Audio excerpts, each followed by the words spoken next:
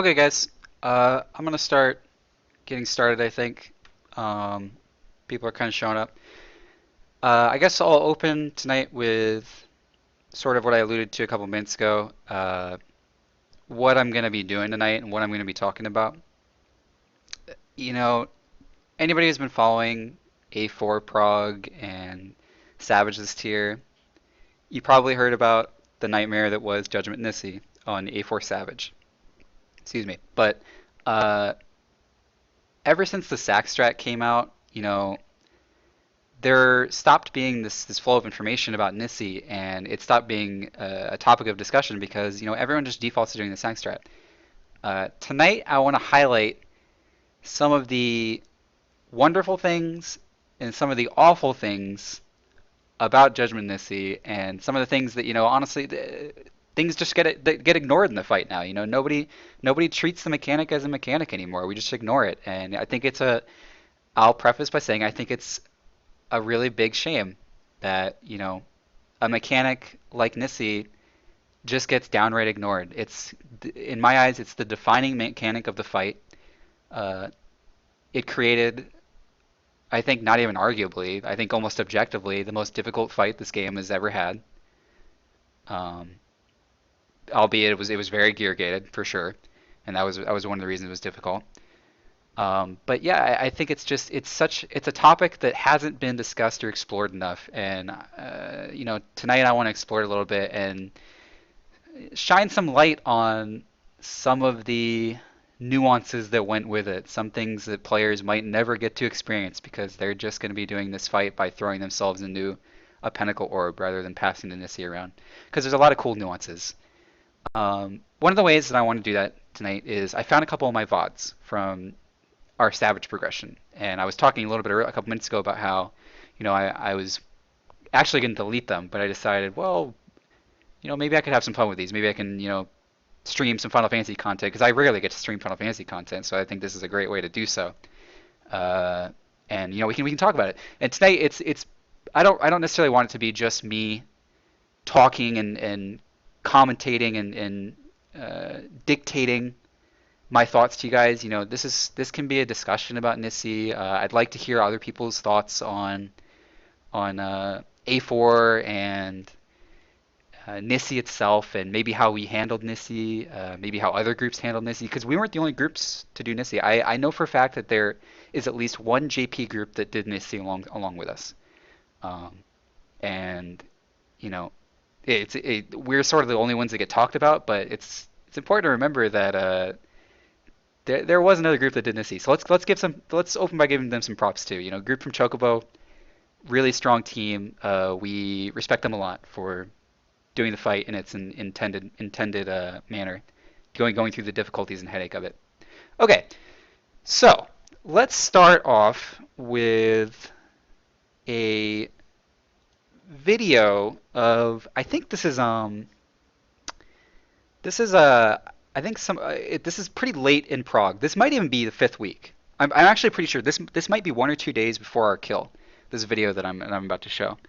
Um, I turned off the music because I thought the music might be distracting. If you guys want me to put the music back on, I can. If you don't want to just listen to the sound of my voice, uh, let me know. But let's open up this video here. Like I said, this is pretty late into Prague. Um,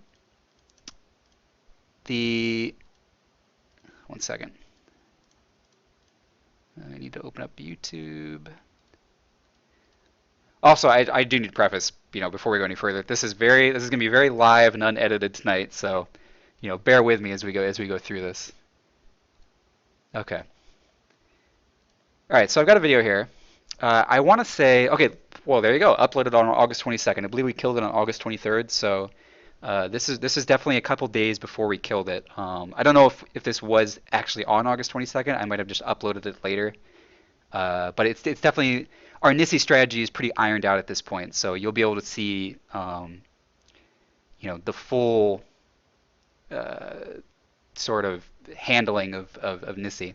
I'm going to be pausing the video a lot as I go through it and highlighting certain things. I'm also going to take this time. This isn't only going to be about Nisi. I'm also going to talk about some things warrior related that I do. because this is another good opportunity to do that. There might be some things about my rotation in there that I might want to talk about. I had a point I was going to make. When I was doing VODs, most of the VODs that I kept them for the reason of I wanted to try something and then watch it back, record it and watch it back and see how it played out. So with some of these VODs, I might do some crazy shit, like some really bad cooldown rotation. But I'm not gonna like hide that from you guys. If it's a bad cooldown rotation and I spot it, I'll say something about it. Uh, and you know we'll go over some of the warrior intricacies of healing Nisi because there are some very specific roles that the tanks have to take on in order to get through Nisi. So okay, let's just start off with this video. I'll leave the volume kind of low. I think there's some music that goes with it. Yeah. Okay, so we've got a poll here. I can talk a little bit about my opener because I said I was going to highlight some things about Warrior while we're going through this. Um, One thing with the opener here that's important, if you're a Warrior, if you're doing A4 prog, we feel that it's best to have your Warrior pull, and having your Warrior pull, you're going to want to do an Unchained opener, obviously. Uh, One thing that I like to do, and I'll just let the video play, is I like to uh, go pretty top heavy on the first hydrothermic, and then I actually home gang. I guess it'd be the second hydrothermic. The first hydrothermic is right on the pole. You don't actually interbeast that.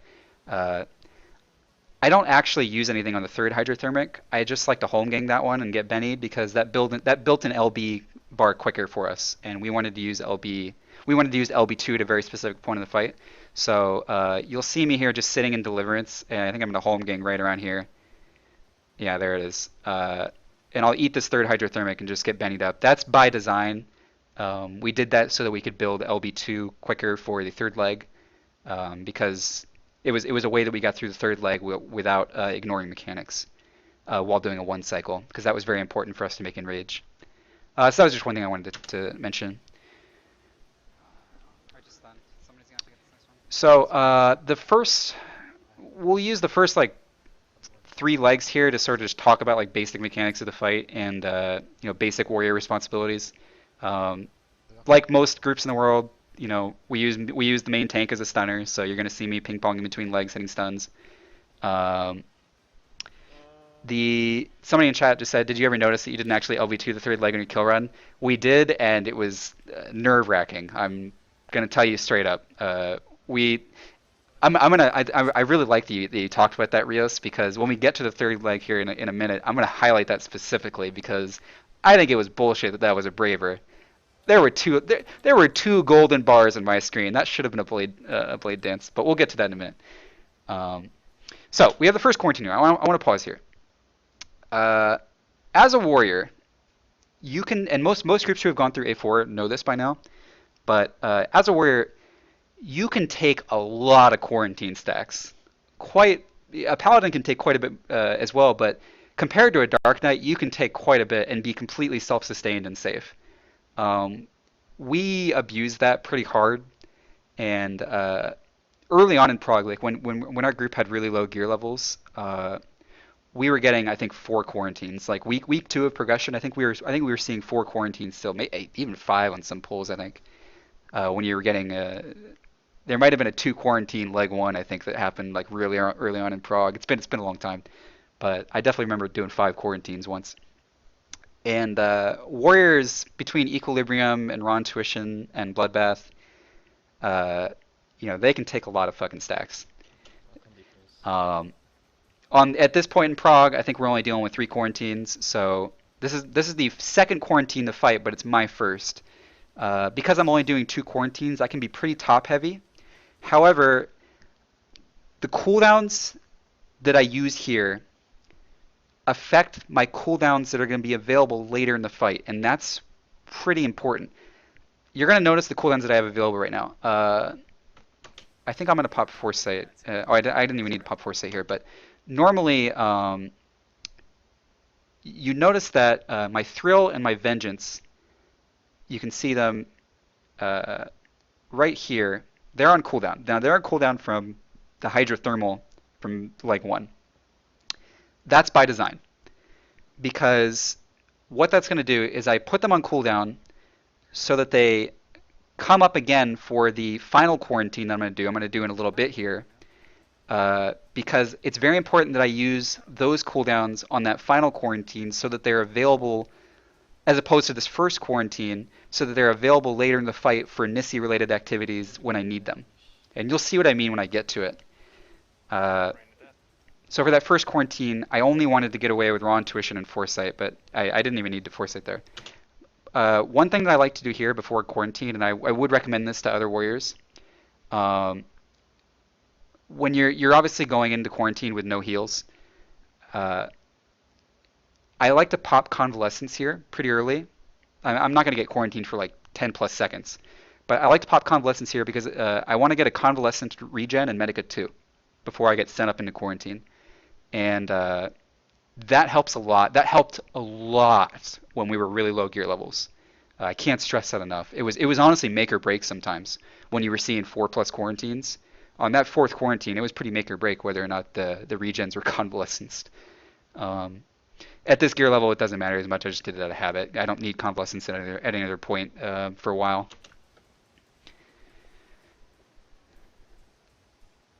So we're about halfway through leg 2 here. I'm going into the third and final quarantine. This is my second quarantine. You'll notice my thrill and my vengeance are back off cooldown. If everything goes according to plan, I should be using them on this Panzer doll. I try to use them in a way that benefits my wrath stacks as much as possible. So I waited to use the vengeance until after I fell cleaved.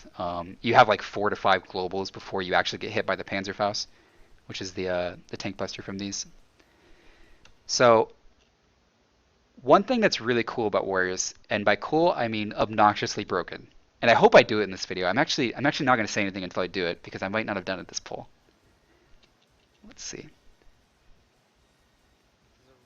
Okay, I didn't do it this poll. That's good I didn't say anything. I guess I'll talk about what I was going to talk about. Um, that's really surprising. Why didn't I do it in this poll? I'm not sure. But what I like to do there is... Oh, I don't do it on that third quarantine. That's right. So what I like to do after coming back from quarantines, but I don't like to do it on the third quarantine because I don't like to use equilibrium there, is I actually sprint when I get back from quarantine because warriors can actually afford to sprint mid-combat because we have this dumb ability called equilibrium. And I don't need equilibrium's HP heal for at least 2 minutes at this point. So I can actually use equilibrium to sprint back to the boss just to get an extra global. Um, and yeah, I sprinted on the second quarantine. You guys are right. And I didn't catch that when I was watching it, but I really wanted to highlight that because it's just so obnoxious that warriors can get away with that, but we can, and it was great. It helped a lot with pacification actually, from Berserk and the pacification timing. If I didn't sprint, I would actually get pacified at a really lame time, and like I would get pacified right as I'm coming back to the leg, and it would just be so much wasted time. But yeah, that's I always thought that was funny. My teammates got a really big kick out of the fact that their warrior was able to fucking sprint in the middle of the fight and be totally fine and higher TP than our melee. All right, so we're on the third leg now. We were highlighting earlier about some of the LB drama of this leg. You guys are going to see what myself and the person we're talking about. This is pretty standard right now. Nothing out of the ordinary. We're just going to be bringing in dolls after these Seed of the Skies. I actually favor... This is kind of something that people might disagree with, but I put a lot of stock into it. I put more value in not moving the mob around and causing like a misstep from bringing the dolls in than I do moving that strap doll to dodge that seed that's on me.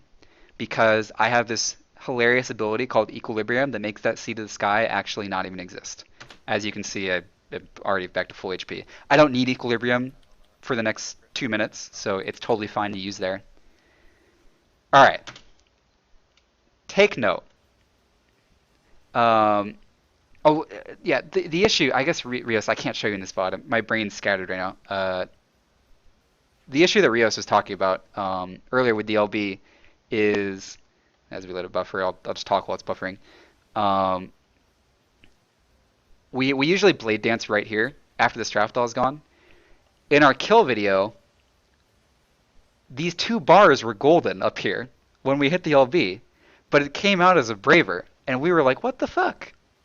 That's bullshit. It's clearly golden." If you guys are curious, you can go watch our kill video later and watch the two golden bars as you hear the LB start up. It's pretty hilarious.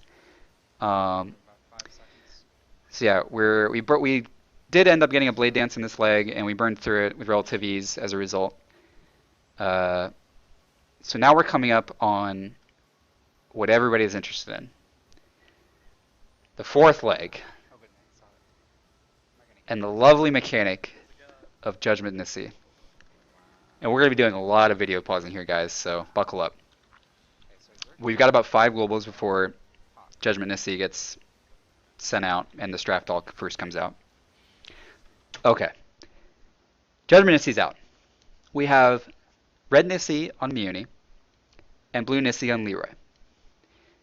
The first real check mark and the first real checkbox in our strategy, the first fork in the road is right here. Who did Judgment Nisi just cast on? Because that changes our strategy. As I recall, this is a fairly okay scenario. This wasn't one of the best scenarios to have. Anytime we had it on Leroy, it was kind of annoying. Our goal here is to get one of the Nisis to the tank and get the other Nisi to Koldi or Sinov. We have a Nisi on Miyu right now, and we don't want it there. We have a Nisi on Leroy right now, and we don't want it there. So we have Nisi on 2 targets that we don't actually want it on. Now, that's not a very big deal because most people are probably thinking, well, just give it to the person you want. Well, that can be a little bit more complicated than you think, because I'm going to bring in the discussion the Holy Grail, the A4 Bible, as I like to refer to it, in form of Google spreadsheet. This is A4 Savage, right here. Take it all in. Just take it in. Okay, let's go through this a little bit. So we've split up the spreadsheet, and I need to give credit to the spreadsheet, to the creators of the spreadsheet. The spreadsheet was put together by Goka, myself, and a couple other members of our raid team sort of added their inputs here and there. Sinov helped a lot. Yoda helped a lot. A lot of minds went into this, but I want to specifically highlight Goka. Goka put a lot of effort into this, and we definitely thank him for that. He helped us a lot. So let's take a look at how the spreadsheet's built. We have the first 4 legs here separated, and it's separated by mechanic, and specifically the underlining of a mechanic means it's the start of the cast.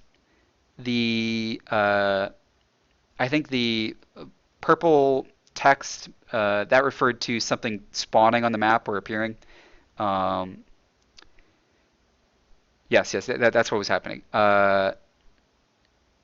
This is how leg 4 is going to play out. Right now, we're around this mark. We're at about 11 to 12 seconds. Judgment Nisi has just cast, and it's just resolved itself, and right now it's on Muni and Leroy. So that's where we're at right now.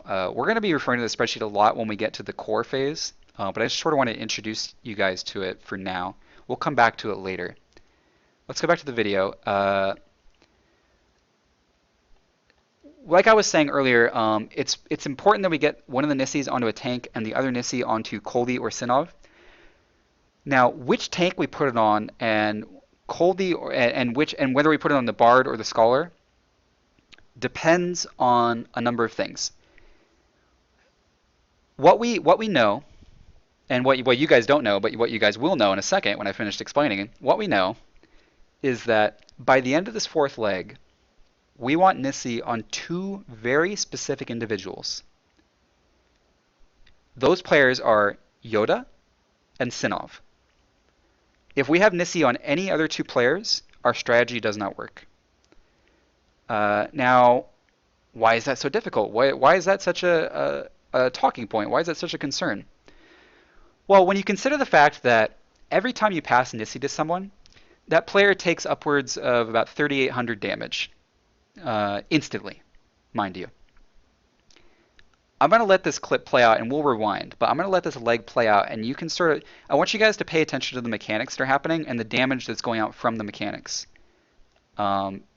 Because in order to fully understand just how big of a deal adding 3,800 damage on top of that is, you have to see the mechanics play out. So let's just watch the video.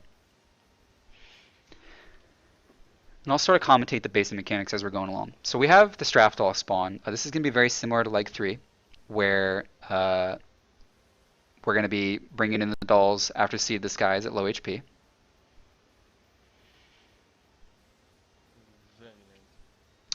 On this set of dolls, I actually do care about my equilibrium usage, so I do choose to dodge Seed of the Skies.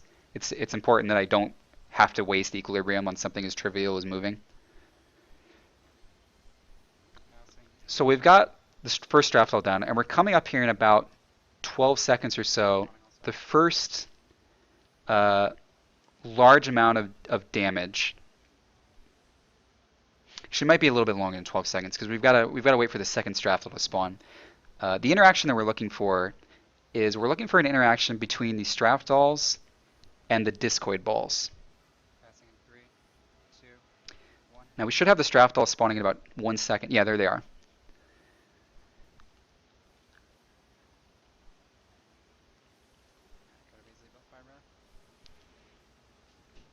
Okay, so I have an IB here for this hydrothermal that's coming. Where am I supposed to unchain that I'm missing? Okay. So after this hydrothermal and after these reducible complexities, I'm going to pause the video here. We've got a lot of damage on the map right now, guys. Reducible complexities, let's say on average, it's going to be about, let's say on average 2,000 damage per reducible complexity. So that's 6,000 raid-wide damage, give or take. Honestly, it's usually more. That's kind of an underselling. Somebody in the chat's asking, why did I focus target Yoda? I'm going to get to that. That's actually a very important Nisi-related matter, but I want to first get through Leg 4 and talk about all the Leg 4 mechanics, and then we'll go backwards and sort of weave in how Nisi plays into these. We're going to have the Discoid balls coming out here pretty soon, and this is the first interaction in the fight that becomes a problem. So we have the Discoid balls in the map. You guys might remember that we just had a bunch of reducible complexities go out, and now we also have Seed of the Skies on the map. That's a lot of damage on the map right now.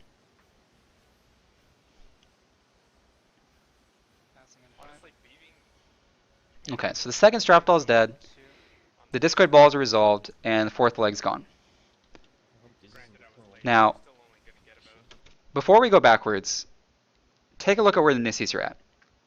We have Nisi on Yoda, and we have Nisi on Sinov. If you were listening earlier, you'll note that that's an ideal setup for us. Why is that an ideal setup for us? I'll roll the video.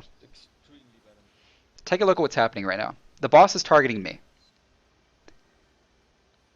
When the boss has aggro on a player, the Steam bit constantly shoots auto attacks. Okay. If we have a Nisi on the main tank, the Nisi pass that we're setting up for the final phase is done so in a manner that resets the stacks to 5 right before that Mortal Revolution is cast. So take a look at this Mortal Revolution damage. 14,037. It's a lot of damage. Let's add on what appears to be a 2,400 or so auto attack on me. So we're now upwards of 16,500 damage. Let's add on a 3,800 Nisi tick that would have ticked on me had the Nisi not been on Yoda. we're now over 20,000 damage on your main tank. That's too much damage. Your main tank, 8 times out of 10, is dead from that. This is the reason we want Nisi to end up on Yoda and not on me at this point in the fight. Um, the importance of having it on Sinov is we had a lot of trouble with the non-tank Nisi holder dying during Mortal Rev. It'd be a Mortal Rev followed immediately by a Nisi tick, and they would die to it. Mortal Rev at low gear levels, this specific Mortal Rev, did obnoxious damage, and everything in this game, for people who don't know, everything in this game has a 5% damage variance, and when you when you have somebody doing 14,000 damage, 5% is a lot, and it can make or break, whether a player lives or dies. So the reason we put it on Sinov to solve our issue of the non-tank player dying is Sinov is a player in our group who can afford to actually use a vitality potion and not have it hinder them too much. Scholars can get away with that. Putting it on Coldy, that's not ideal at all. Having your bard have to use a vitality potion, that's just not a world you want to live in. That's not a world any of us wanted to live in. There were some stone skin, methods we thought about using, but later on I'm going to show you guys Mew's point of view of this, and you'll see that he's very global starved. There's very few opportunities for him to actually be able to get a stone skin off on a player to mitigate the mortal rev a little bit more than he normally would. But we'll get to that later when we watch Mew's point of view. So I hope you guys now understand why we wanted Nisi on Yoda and Sinov. Leaving it on me, it's just suicide for me. We felt that the warrior main tank was a great option for the final phase. We wanted me main tanking. So leaving it on me was a really bad option. So now we can go back and look at how we actually have to set this up. Because the first pass, you guys will remember that I highlighted specifically that the Nisi was on Mew and the Nisi was on Leroy to start that phase. That's very important because who they pass it to will dictate who it ends on at this mortal rev. Because there are very specific timing windows that you can pass it on, that you can pass the Nisi during and not kill yourself. Because there are so many other mechanics that, like we were seeing on Leg 4, there were so many other mechanics happening that there's very few times where it's safe to pass. So let's go back a bit and watch the beginning of that leg. Where are we? Okay, we're still on Leg 4 here. Let's go back some more. Okay, so we're at the start of Leg 4 here. Mortal Rev is casting. We're going to have Nisi cast in about 3 seconds. It's going to land on Muni and Leroy. Now I'm going to need a bit of a refresher because we swapped the strategy around a little bit. So I'm actually not quite sure whether or not I had Mew pass it to Yoda or myself here. But I remember it was extremely important which one of us it was. I believe he's going to pass it to Yoda, but let's find out. The goal here, by the way, guys, is we want to be passing it around the a little less than 5-second mark, remaining on Nisi. That lines our pass timings up perfectly for what we were trying to do. Remember our goal here is we're trying to end it on 2 specific players. So we needed to map out the pass timings so that the number of passes correlated with that being easily possible. We didn't want Nisi on Yoda when he was tanking a really dangerous hydrothermal. We didn't want him taking a 5-stack Nisi plus a really dangerous hydrothermal. These are all things you have to take into consideration when you're mapping out this pass timing. So I'm gonna watch who Mew passes it to. If I remember right, he's gonna give it to Yoda. Leroy should be giving it to Sinov. Sinov's gonna take it off Leroy. I remember that. Yeah. Okay. So let's pause here. Sinov just took it off Leroy. He's at 5 stacks. Mew just gave it to Yoda. Yoda's now at 5 stacks. So this is how things are going to go from now. Yoda and I are going to be passing between each other, and Sinov and Coldy are going to be passing between each other. I'll use classes rather than names because not everybody knows the names of the players that I'm referring to.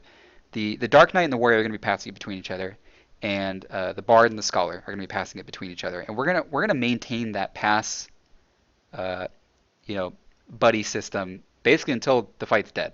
From now until the fight's dead. But what we want to look at is we want to look at the timings of these passes. Because remember what I said earlier, every time you pass a Nisi, it's instant damage. You instantly take 5 stack damage, and that's 3,800. So I like to do my pass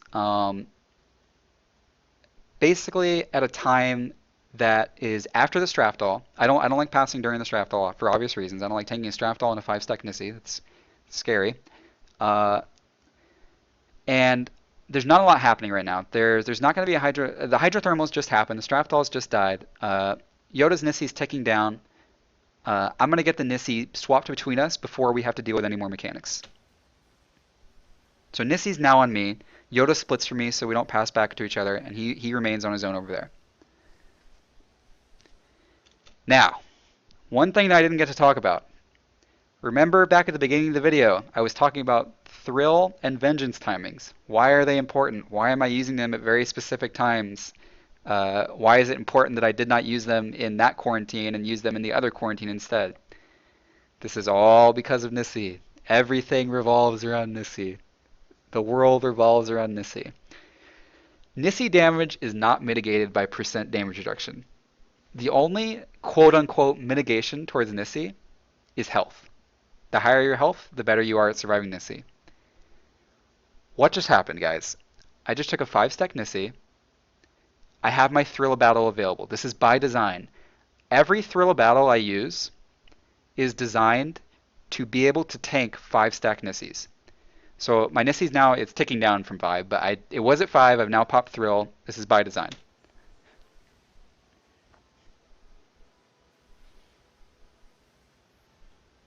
Normally that's IB'd. Like I said, this is sort of a dry run of trialing different combinations of rat stacks and stuff. But normally that missile's IB'd. Okay. Let me rewind a little bit because we have sort of skipped over one of the passes. So the Nisi is on myself and on Coldy right now, the Bard. The next pass is going to be from the Warrior to the Dark Knight, and I want to get this pass resolved before some serious mechanics happen. What are the mechanics that I'm concerned with? One of the mechanics that I'm concerned with is Hydrothermal. I don't want to be. I'm taking the boss, so that means I'm going to be taking Hydrothermals to the face. I don't want to be walking around the map around the time that a Hydrothermal is going out, because then I'm going to grill somebody with a fucking missile. That's not on my to-do list. So one of the convenient things about my pass timing here is that I get the pass off well in advance of a Hydrothermal, so there's no risk. I also get the 5 stacks to Yoda at a time where the Straftall is nowhere near doing its cleave. Because that's the only real damage from the Straftals are those big cleaves that happen in the 8-second intervals. So let's let the video play. The Straftall is about to spawn in 3 seconds, so I want to get my pass off right now. I pass it to Yoda. Boom. Straftall spawns. He moves over. He has a 5-stack Nisi. It's going to tick down to about 4 to 3 by the time that first cleave goes out. But that first cleave is pretty weak because he has zero slashing debuffs. What I want to avoid is him taking a 3-stack slashing debuff with a 5-stack Nisi. That's dangerous. So, somebody earlier in chat was asking, why do I have Yoda focused? I have Yoda focused for 2 reasons. One, the obvious. I want to be able to monitor my partner's Nisi timer. I want to be able to make sure that I hit it at the right time. The second reason I have him focused is it has to do with that Nisi timer, but for a different reason. I use the countdown of the Nisi debuff on Yoda to time the cleaves of the Straftall, because when I move over to him to take Nisi off of him, I need to do so at a time where I'm not going to walk into a cleave. This is how I learned that the cleaves the cleaves of the Straftall happen at 8-second intervals. Every 8 seconds of that Nisi debuff, he'll do a cleave, and I'll know when it's safe to come over and take the Nisi off of Yoda. So what I'm going to do here is I'm going to be waiting. I'm going to be waiting for this hydrothermal to go out, and the reducible complexities also. That's a really dangerous hydrothermal, by the way. That's definitely needed to be cooled down better. One of the I said that I would highlight some bad cooldown rotation in this video because this was a prog video where I was trialing different rotations. This would be something I would highlight as a bad rotation. This is 100% a vengeance opportunity. I don't know why vengeance isn't used there. It should be used there.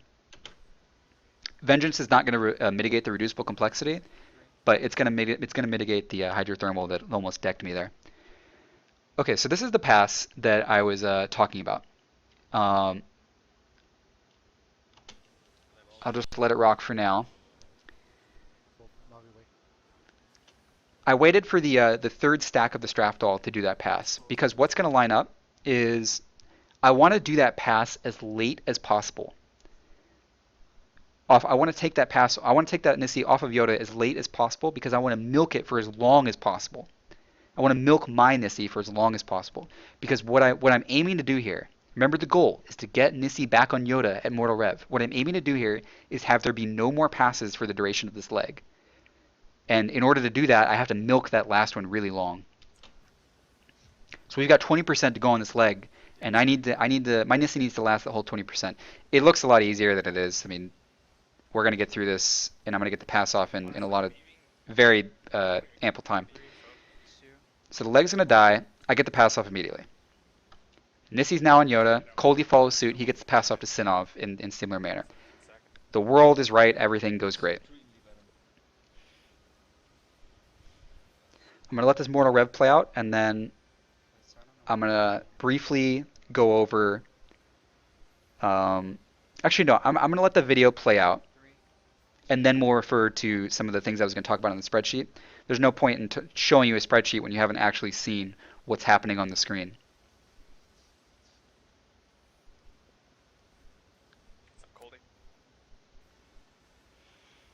I'm mostly going to be letting the video do the talking for this next 2 or 3 minutes. I just kind of want you guys to see the mechanics before we dissect them. You can see the interaction of the passing and like the mechanics and damage that's happening around.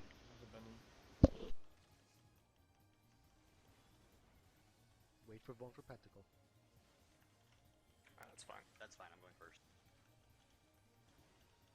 I'm also using this time to take a water break. Kills me, Unchained. Absolutely kills me. Alright, well you don't come back to me, remember. I'm helping. I don't actually remember how far this pull goes. I think it goes pretty far though. I think this is a at least two. I think we get through at least 2 pentacles. There isn't. Okay, watch Mia. Wait there. Mia, you're gonna come to me after the carnage. Yes. Right after the carnage. You see where I'm standing, right? Careful, melee. I'm going far. Shit. 2-1 stop. On Pass to melee me. now. I couldn't have done that. They were both fast ones. That's bullshit, dude. Can you raise me? Pick him up and keep going. Let me talk a little bit about this. I know that I said that we would sort of let this play out, but I'm gonna forget if I don't. This is a really dangerous time, right here. Not because our Dragoon Chi is dead, but and not because I mismanaged my Wrath and wasn't able to IB the hydrothermal. My Wrath management in this video is atrocious, just for the record. Let's just get that on the table. I was trying some different Wrath strategies, and this was just awful. I'm glad that I wiped the board with this. Excuse me. The reason that I highlighted this specifically and why this is horrible. This ideally, and you can sort of see at the top of my screen, I have an Unchained rolling. This ideally is a lot of Defiance uptime because there's going to be a Nisi on me during this set of ads, and there's going to be reducible complexities flying out also. I highlighted earlier that Nisi is not reducible by any percent mitigation.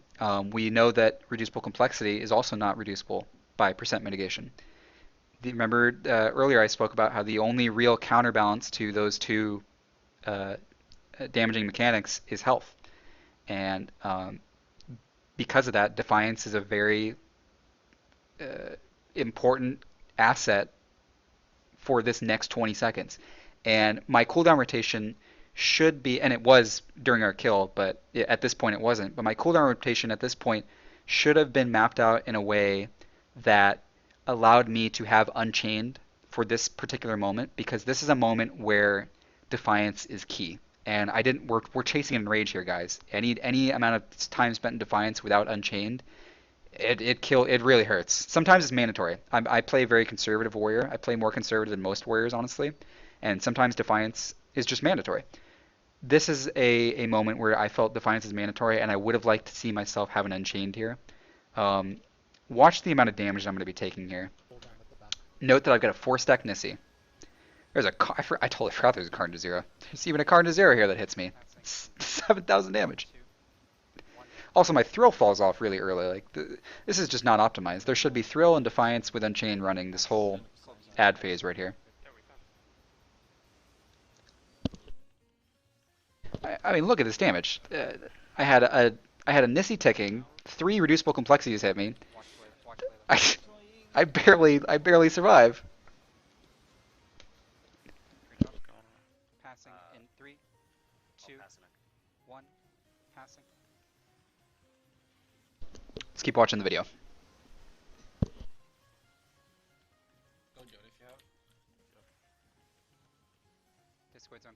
So we've got to start a new rotation here. Every discoid cast bar is essentially the start of a new rotation. You're probably going to be seeing 3 of those rotations. I'll be there, Goldie. If you've been paying really close attention, which I think it's really hard to do, but if you have been, you might be starting to be able to see a pattern in my Nisi passing. But I'm going to specifically highlight it when we're done here. Royal Pinnacle here. This is basically just roll every cooldown I have available. Vengeance IB. If I do not have Infuriate, I need to either A have Infuriate or B have Equilibrium. I don't need both of them, but I at least need one or the other.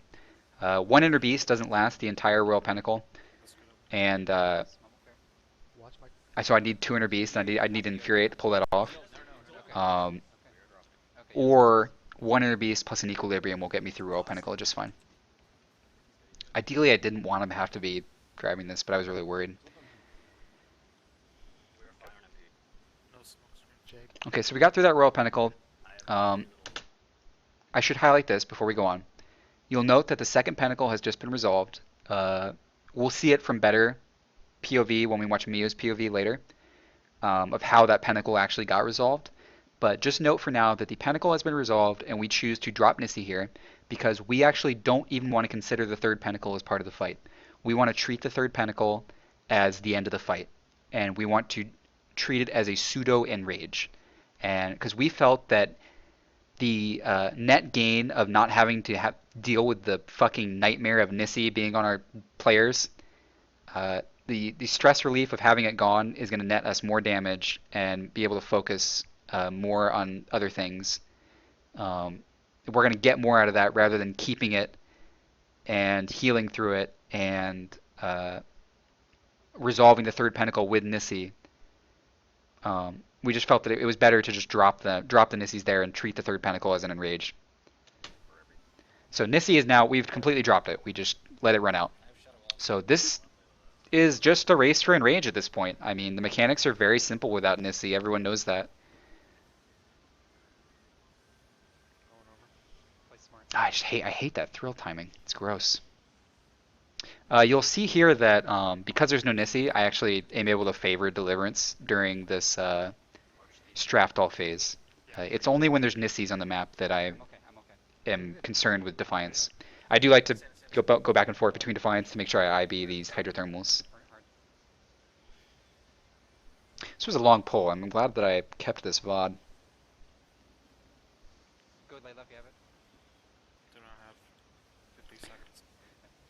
I think I said earlier that Discoid marks the beginning of a new cycle. It's actually that Carnage Zero that marks the beginning of that new cycle. I misspoke. I need CP bad though. Didn't that 10 for like forever? I need it too. I wonder what wipes this here. This might be an Enrage. Ooh. Okay, let's hold on. Let's rewatch that. What happened there, guys? Was that a misplay by me? I feel like I kind of remember this pull. I feel like I knew that we were behind on damage because we remember, guys. We had Chia die at this point, and with our gear level there, and because we were doing Nisi strat, anytime we had um, our anytime we had a DPS die, like it, it was almost just impossible to come back. It was that tight for us. When you're doing something like sack strat, it actually just is a better strategy than this because it nets much higher DPS. And we were walking a very finer line in terms of beating the enrage. It was a lot closer than it should have been. And I think I remember being. Let's just watch to see what actually happens before I make any judgment. Close A. Okay. So what I saw there was I don't have 5 Wrath. That's ideally going to be an I bead hydrothermal. To me, that looks like some mismanagement of Wrath. I had raw intuition off cooldown. I could have used that and right-clicked it off. Um, the that just looks like a mismanagement of Wrath. A late defiance, just poor play. I think I was playing really greedy there because I knew we were behind, and that's why I wanted to ride Deliverance as much as I can. But that's just a bad play. Tried to see if I could get away with that. Yeah, I guess I highlight that. Whatever, just keep going. Keep going. So we have me die, we have Coldy die, we had Chia die earlier. This is, Is Royal I think Pinnacle this is watch just together? an enraged death at this point. This is probably some, oh, Yoda's tanking Royal Pentacles with a Vuln debuff from the big blue ball. Well, it's 12:56. One more. I'm accepting the res. I'm accepting the res. Listen to the It's there. It is. Okay, there's enrage with just me. I don't think me and Chia are making that enrage. Yep. We also. How much HP does You know, just chain cast enrage, as you guys can see. That was 13%. Look at that. Everyone's super hyped up in Mumble because, we had so many deaths and it was a 13% wipe. Yeah, How much HP? positivity. 13. Okay, you guys have seen the whole fight. Let's go back to the beginning of that final phase. Where are we? I think the final phase usually started about 8:30. Am I right? Oh, even sooner. Oh, it was about 7. No, it was about 7:30, not 8:30. Here we are. Yeah. So we enter the final phase. It looks like we get about 8% off of the boss in the earlier leg phases. Yeah, Muni saying in chat that you've never seen this video. You actually have seen this video, Miu. You just don't remember. This was the video that I gave to you guys during our prog. I did share this with you guys. There's 40 videos and there's 40 views on it, and it's very private. So, unless I watched it 40 times, which I did not, my raid team has seen this video. Okay, let's go through this. Let's examine the Nisis. We have a remnant Nisi on myself, and we have a remnant Nisi on Coley. This is gonna fade. We have a fresh Nisi on Sinov our Scholar and a fresh Nisi on Yoda our Dark Knight. Let's take a look at our spreadsheet that I brought up earlier, because this is honestly where we defined the beginning of the fight. For us, the rest was just trivial annoyance. This is the real beginning of the fight, is the start of the core, because this is when the past timings get really stupid and obnoxious. All right. I have here that the first pass happened between the main tank and the off tank. And that was the pass that happened at the beginning of Mortal Rev's cast bar from myself to Yoda. That's the one that gave Yoda the full stack of Nisi. That's this pass right here. So we're moving down. We get through Mortal Rev. 7 seconds. Remember that the underline is the beginning of the cast, and the follow-up text mechanic is the resolution of the cast, the resolving of the mechanic.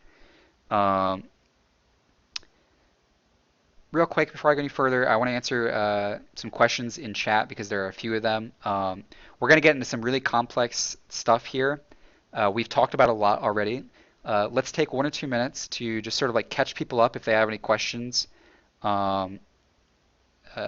before I get into this nightmare, because as you can see, this is going to be a really long topic, guys. So let's take 1 or 2 minutes. Any questions for what we've already talked about, feel free to ask. Like I said, I want this to be more of a discussion and less of me just talking for 2 hours. I have a question here. In order to take a ball, do you need the same or opposite color? If you're referring to the pentacle orbs, um, we have people with access to the spreadsheet. That's funny. That's probably John. We have the if you have the pentacle orbs, which I think you're referring to. Um, you want to if you want to trade a red Nisi to a red orb, and the this is the funny part, of guys. It's a blue Nisi, but it goes to a yellow orb. I always thought that was odd. It's kind of like a let me find pentacle. Can I find it? Where is it? Anyway, the red you go to the same color orb. That's the takeaway. Uh, yeah. If you have any questions, feel free to ask. I'm gonna take a water break.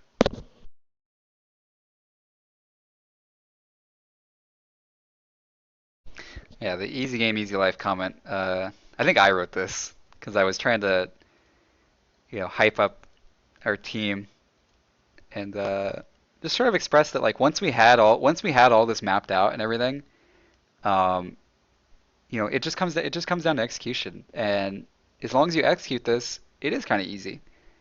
That's sort of how I felt about the fight, and I wanted to communicate that to my team. And there's no better way to communicate that than easy game, easy life, right? I thought so.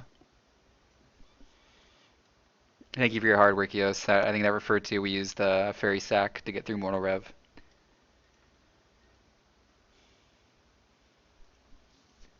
All right. All right. Let's talk about this. Whew.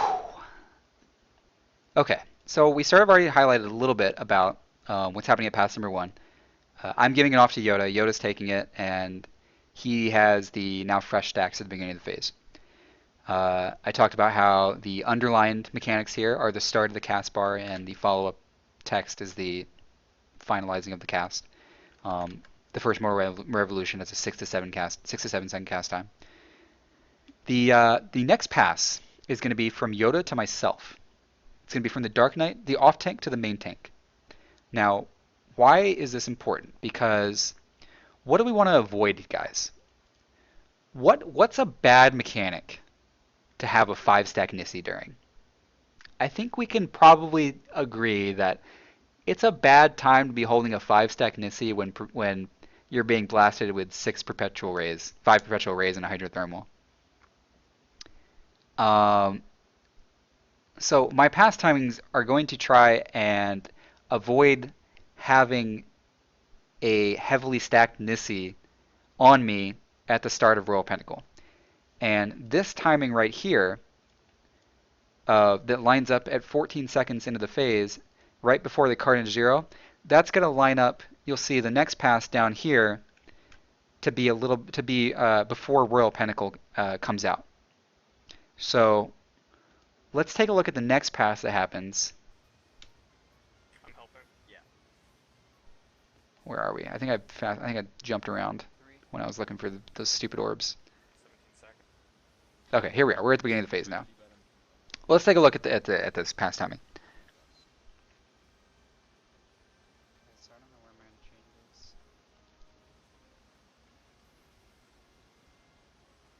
Passing in 3, 2, 1. So Carnage Zero is going to be coming out right here. I just I just take it off of Yoda, and it's now on me. So I have a 5 stack Nisi. Nisi ticks every 5 seconds. That means that there's going to be damage ticking on me every 5 seconds. This Carnage Zero has about a 3 second cast bar, and then it takes like another 3 seconds to bounce around the room, or 2 seconds or so. I think it's closer to 2 seconds. It lined up so that my Nisi tick didn't happen during one of the laser bounces, so that's why this pass timing is okay. For now. Very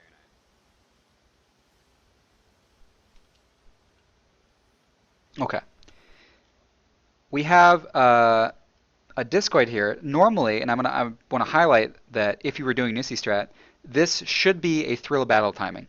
If you're copying the strategy of having your warrior main tank, this needs to be a thrill battle timing, because what's going to happen here is I have a very highly stacked Nisi on me, and I'm going to be taking a hydrothermal here in about 5 or 6 globals.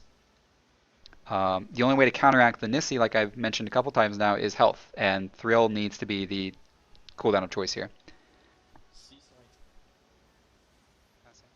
Okay, so the hydrothermal has just been resolved. Um, I now need to get this Nisi off me. It's ticking down. It's at 5 seconds. I need to give it to Yoda, and giving it to Yoda is a great opportunity right now because watch the following mechanics. I want the Nisi to be resolved, and by Nisi being resolved, I want the passing to be resolved because everyone is going to be cluttering around the manipulator's core right now because they need to stack for this blue ball that they're going to split. They're going to be stacking. You can see if you're looking at Yoda on your screen, they're all going to be stacking around Yoda without actually touching Yoda because if they touch Yoda, they're going to take the Nisi. So they're stacked near him. It's important that I get all that passing done beforehand because I don't want to be like moving around, like trying to pass it to somebody while people are trying to stack around the boss. That's just a recipe for disaster. So that was the driving force of why that pass timing existed. That's fine. That's fine. It also worked out that passing it there, the duration lasts long enough to the set of pentacle orbs here. Because what's going to happen here is the rotation is going to kind of get reset here a little bit because the way, and I want to go to Mio's video right now. Let's find it in Mio's video because he has a much better point of view of how these pentacles actually get resolved. Let's see if we can find it. Yeah, right here. Let's find the blue ball exploding. It should be right around here. Okay, so here's the blue ball exploding. The Nisi's on Yoda and Nisi's on Sinov. We have the pentacles go out. Nisi's at 3. Nisi's going to tick to 2 in a second. Nisi's at 2. Okay, so Nisi's getting pretty low. But one of the great things is that because of the way we handle Pentacle, we sort of ping pong it back and forth. We do this like taxi system where I take it off you, you go turn yours in, you take it off me, I go turn mine in. It's a great way of resetting the duration while minimizing the damage that goes out. You'll see it play out here. Mew resets it, takes it off Yoda. Yoda takes his low duration Nisi and turns in at that blue orb right there. Yoda goes and resets his, takes it off Mew. Mew's now going to go get rid of his. He goes back to Yoda, resets the duration. Yoda goes out and takes the orb. Now Yoda, every time you touch an orb, you get rid of the Nisi. So I think Yoda actually ran into Sinov in accident. So that's why there's 3 Nisis in the group. But ideally, there's only two sets of Nisi remaining. Now, well, you might be wondering, well, how does this match up for your goal of wanting Nisi on very specific players for very specific mechanics? Isn't it going to change who it ends up on based on the number of different colored orbs? For example, Yoda and Mew were working with the blue Nisi there, as you guys might have saw. They were taking the blue orbs. How many orbs they take is going to directly it's going to directly depend upon the number of blue orbs that spawned. If you guys aren't familiar with this mechanic, you can have 1 blue and 5 yellow spawn. You can have 5 blue and 1 yellow spawn. You can have 3 and 3 spawn. That's going to change who the Nisi ends up on, you would think, and it does. So we actually had, I'm not going to get into the different strategies we had to deal with that, but just know that that was an issue, and we actually had to have different, we had to have like a 5th man come in and take an extra Nisi off somebody and sort of even the playing field. And a lot of times that ended up being Leroy, if not all the time. Just know that was kind of how that got resolved in case there was any wondering out there, somebody really ambitious wondering like how did they deal with that RNG. Just know that we had an extra person come in. Okay, so the nice thing about dealing with the pentacle orbs in the way that we did, where you sort of like every time an orb gets resolved, the Nisi duration gets reset to full because you're going back to that person. maybe I explained that poorly, but every time Mew would get an orb, he would go back to Yoda and take it off Yoda. So now he has a fresh Nisi, fully duration. That's by design as well, because we want the orbs at the end, at the resolution of the orbs, when the orbs have ended, we want the Nisi stacks to be full duration again, because we want to milk as much time as we can before this next pass. This next pass, some of the mechanics we're looking out for, because all these passes, guys, we're looking to avoid passing during mechanics. We're looking to avoid overlapping mechanic damage with Nisi damage. That's the entire crux of this strategy. And some of the mechanics that we're concerned with in these next 30 seconds are this carnage that's about to happen, and a hydrothermal plus Strafdol spawn that's going to be on the main tank. So you can see Mew's debuff right here, and I'll go back to my point of view after this one, but I want to show you guys this pass. You can see Mew's debuff right here. He's got about 10 seconds left before he gives it back to me. It's very important that it goes back to me, because I'm going to hold on to it and give it back to Yoda later, which you guys will see. But I want it on me early enough so that I want it on me at a time that doesn't interfere with the carnage damage that just went out. Because Nisi plus carnage is scary. Fucking suicide for somebody. But I also want it early enough in a time that where I'm not 5 stacks going into a hydrothermal. I want to be like at least 4 or less. And I should get hit by a hydrothermal right here, and I'm at 4 stacks. Okay, let's go back to my point of view. Are we lined up actually? 74. No, that was the kill. It was an entirely different pull. So I mean, we're not obviously not lined up. But we should be semi-lined up mechanically. Okay, there's the pentacle orbs. Let's let these pentacle orbs resolve. That smoke screen was amazing. I know. I'm helping. Yeah. The timing of that smoke screen is pretty tight, but it's also pretty required. The white mage aggro is kind of obnoxious when you're dealing with all that damage. You're gonna come to me after the carnage. Yes. Right after the carnage. So you're going to see Mew. This is obviously a different pull, because that pull you were watching before was the kill. This is a wipe. You're going to see this is the carnage that happened. This is the one that we're worried about. After this carnage, Mew should be coming to me to pass his Nisi. 2-1-7. There it is right there. They were both fast ones. That's bullshit too. Now, we talked earlier about this should be a 5 Wrath IB. It wasn't, because this rotation is just awful. I have a little bit of thrill going. That's actually not a bad thrill. I actually like that thrill. Alright, so I need to talk about this pass. Let's rewind a little bit. Let's go back to our spreadsheet. We talked a little bit about how the stacks reset after Pentacle. What I mean by stacks is that the duration of the stacks are resetting after the Pentacle is resolved. This pass number 4 here. This is the pass that Mew just did to me. He gave the Nisi to me, and I'm holding on to it as the dolls have spawned, and we're going into the Strafdol phase. So we're going all the way down. We have some See the Skies go out. That's kind of a dangerous time to pass. You don't want to be walking around the map passing Nisis when there's seeds going out. That's just like you're gonna pass somebody. You're gonna pass it to the wrong person. Somebody's gonna be dodging a seed, and they're gonna run into you. So we also want to make sure that we don't line up this next pass with the fuck ton of damage that's going out. Let's watch how much damage actually goes out here. Passing in 3, 2, 1.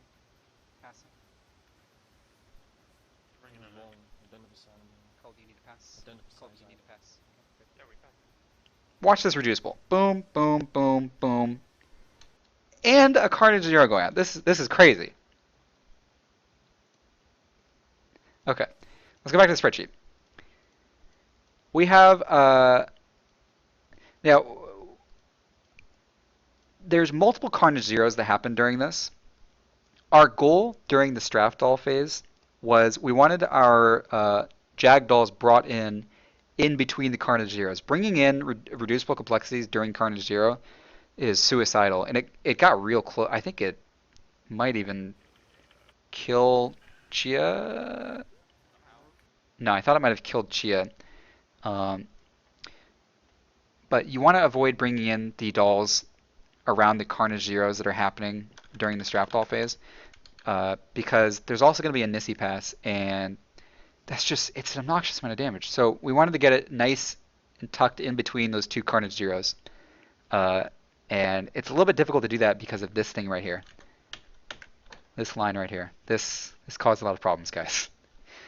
Because not only do we want to wait for the Carnage Zero, the first Carnage Zero right here to resolve, we also need to wait for this Sea the Sky to resolve. Because like I mentioned earlier, we don't want to be passing Nisis while there's Sea the Skies on the map. So we have this small window of right here to pass Nisi. This is the only window we have. We have a 12-second window. I wanted to get it like in the middle of that window as best I could. Sometimes I did a good job, sometimes I did a bad job. So that's the pass that you just witnessed. I also wanted to line it up. I wasn't successful all the time, but I wanted to line it up at a point where the Yoda was not being hit by a cleave and taking a 3800 Nisi at the same time. Because that's a lot of damage on him. Lucky for us, and one of the reasons that we chose to have Warrior main tank and Dark Knight off tank, there's arguments for both, by the way, guys. Dark Knight main tank with sack strat, Dark Knight main tank by far superior. I'm not going to argue that. I'm not here to argue that. What I would sit here to argue is that Warrior main tank is very strong when doing Nisi strat because of equilibrium and thrill battle.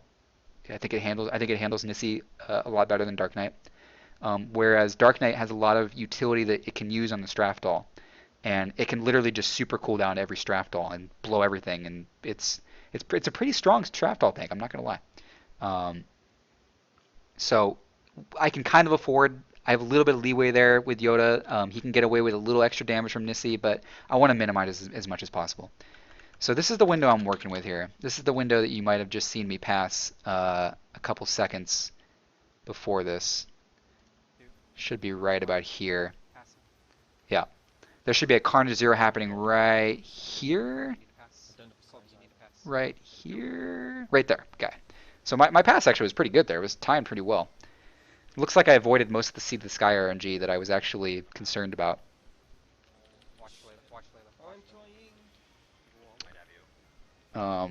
Yeah, a lot of this damage on me is just poor Wrath management.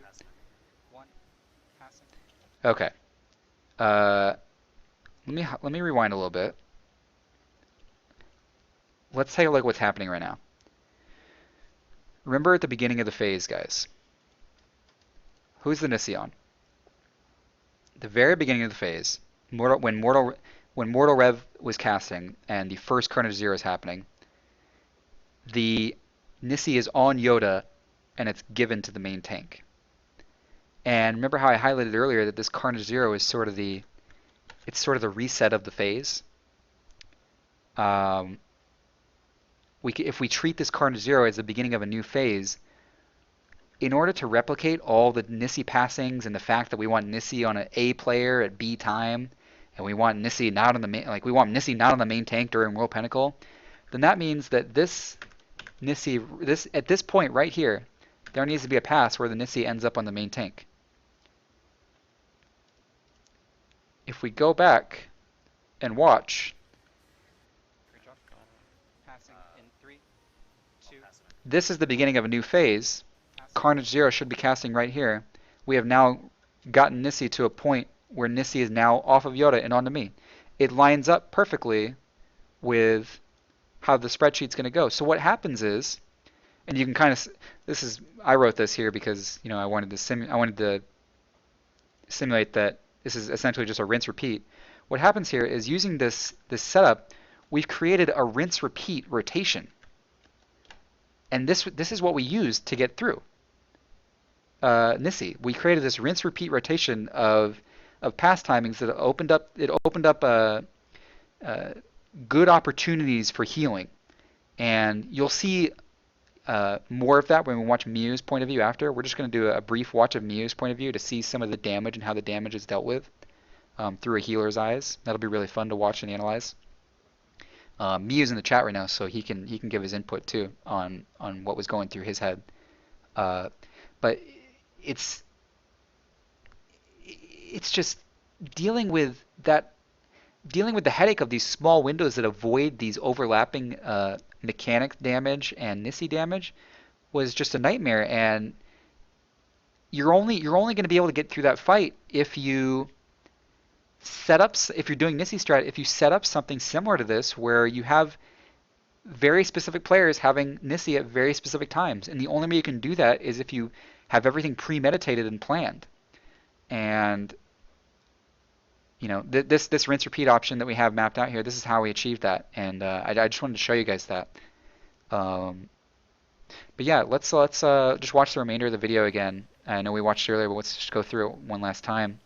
And now that you guys have sort of heard the logic of these passes, you guys can see them for yourself and watch them play out in real time. More ballad coming. On the backside. Yep. I'll keep you up to your balls. Just go. No, I'm fine. I got us 100%. Close C. Close C. I'll be there, Foldy. While we're watching the rest of this video, I'm going to take this time to refresh my water bottle. If you have any questions about anything I've talked about, or Nisi, or anything I didn't talk about maybe, feel free to ask them in chat. I'll be right back about a minute. Need help on blue. I'm taking a red and then taking off Sinnoh. Yes, simulator. Ooh, wait, too many. For global, Yeah, I'm we're good. gonna We're good. take Just another keep one. yours. Week 3. Don't take it. Okay, go. Let's go double. We're good. Focus, mobile clear. Watch my card 0. Neo, you need to pass the Yoda right now. No, No, no. Okay, don't okay, Nisis. okay. We are dropping. Okay, yes. Staying. He's good. He's good. Drop MP. We are fine on MP. No smoke screen. Jake. I have very little for everything. I got quite a bit. I have Shadow also. I'll have Layla though, so don't worry about it.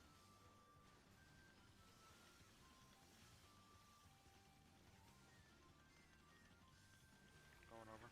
Play smart. Alright, I'm back. Mantra It's against a little there. further than usual, okay? March the 0. Yeah, I'm bringing mine in. I'm okay. Bring it in. Mio's literally too busy talking about Lord of Dominion. I don't think you can count on him. Yeah, he's pretty excited over that.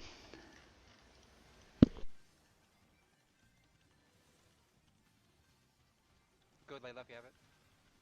Do not have 50 seconds. Okay. Playing TP. Don't bother. Alright. I need TP bad though.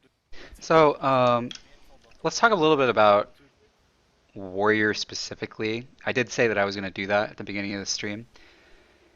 I've sort of here and there pieced together things I could have done better in this poll, things I did poorly. Obviously, this death here was completely my fault. Just a mismanagement and misplanning of Wrath. This is Royal Pinnacle. Watch Yoda. I don't think this would have been a kill, regardless. I think we were pretty far off, like I said earlier, and that's why I was playing so greedy. One thing that I want to emphasize for any groups ambitious enough to try Nisi strategy is something that I've mentioned a couple times now. Utilize your health cooldowns, such as Defiance and Thrill Battle and Equilibrium. Base their usage around 5-stack Nisis. That's some of the best advice I can give to any warrior trying Nisi strategy. I think there will be some teams that do try Nisi strategy before 3.2, and I would just recommend that every warrior look at that. You guys don't have to emulate maybe the warrior main tanking the core. There are arguments for Dark Knight main tanking the core. We felt that for our strategy and the way we did our past timings, that warrior main tanking the core was the better way to go about it. No, about 10 seconds longer. So I'm at 10 seconds like so. Still, we have to play fucking perfect. Alright, we've talked quite a bit about this fight, and we've talked a lot about Nisi. We've watched it through my eyes. I want to do a brief watch through of it from the White Mage's eyes, because he's the one cleaning up the mess. We're not going to watch the whole video, we're just going to watch the start of the fourth leg. and I will just sort of commentate some of the nuances that revolve around Nisi and relate to Nisi itself. Some of the things that somebody who's just done this fight through a sack strat, uh, you know, binocular, uh, they might not be aware of, and they might not be able to, appreciate or replicate. So let's skip ahead to the fourth leg. Should be right around here, right around 6 minutes. Yeah.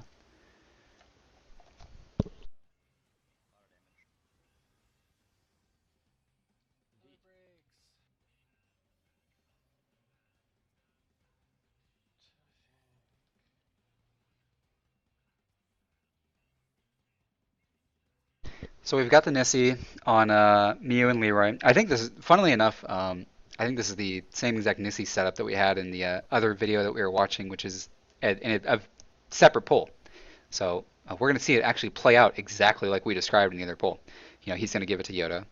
Um, you'll notice that his timing there uh, was premeditated. It was designed to wait until after that Sea of the Sky goes out, and you know, uh, not have to wait for the Sea of the Sky to resolve and then go out.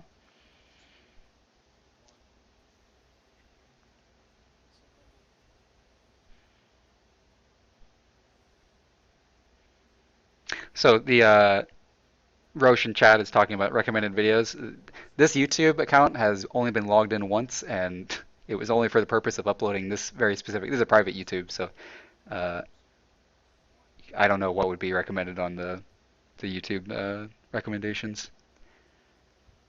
I haven't watched any Daniel Day-Lewis videos or movies in years.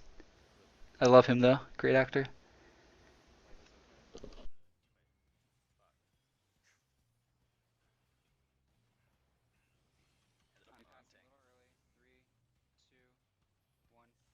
Let me turn up the volume of the video a little bit so you can hear sort of the pass timings that are happening, because we communicate them pretty vocally and audibly.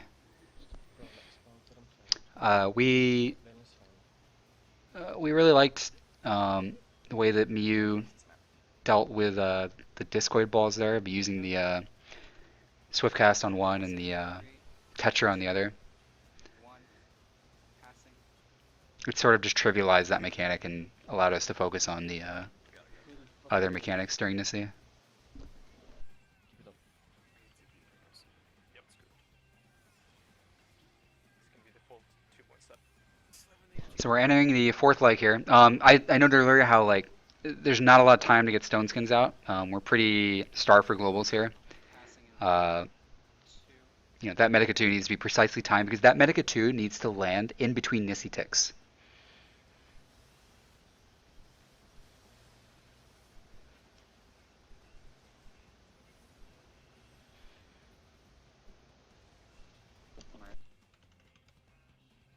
Close seaside.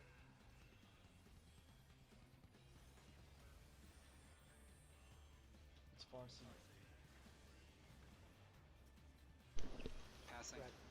Okay, so we've got some passes situated. We're going to be stacking here for the discoid blue ball after the Carnage Jira is resolved. I make sure to avoid getting the Voln for obvious reasons. I don't want to get flattened. We watched this a little bit earlier. Going to be playing a taxi cab service here between two players on each side. It resets the duration each time. That's to our liking. It's by design. Something we want to emulate every pull. It doesn't always work out cleanly, and we have to pull Leroy in sometimes to be the fifth man. Caught a bit of a lucky break here. Carnage is pretty trivial to deal with normally. Carnage with Nisi is not so trivial. The fact that Carnage was on Yoda there meant that we could largely ignore it. It's a bit of a lucky break. We're pretty fortunate. Identifies all signs. Passing in 3, I don't have Indo on here. Just going Simba to should be fine. 1. Fold chat's talking about how the taxi cab service that we did. Yeah, it was a ping pong between two players. Sinov and Colby, you couldn't see it on Yoda's screen, but they were doing the same thing in the back, sharing the responsibility. Please, anything. The reason we do that, Fold, this is a good point. This is a good thing to highlight. Is if you use the same player each time, you're not going to be resetting the duration each time of the Nisi debuff, and you're also going to be putting a lot of damage onto one player. Like that player is going to be taking 3.8k and then 5k from the orb, then 3.8k, then 5k from the next orb. That's too much damage, especially if it was on Neo. I mean, that's too much movement for one white mage. He needs to be standing still and healing. That strategy just would not work. The only viable strategy was doing a ping pong between and doing an every other.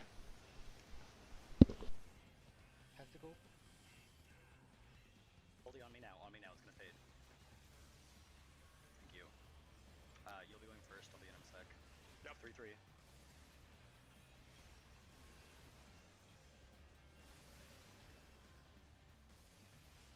Don't come back. Okay, no.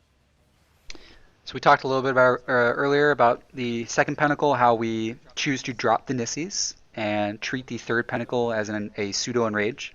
You'll see here that we do that. You'll also notice that the healing load lightens immensely at this point. You feel like the weight of the world is lifted off your shoulders at this point, and you can just focus on making an enrage. Yes, he's gone. Yoda, after these, I'll talk later.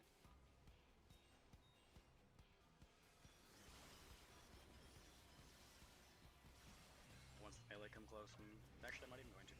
Didn't need to know yet. I got this part then. Watch this. I mean, compare the damage that's going out right now to the damage that was going out 2.5 minutes ago. Each rotation is about 2 minutes and 12 seconds or so.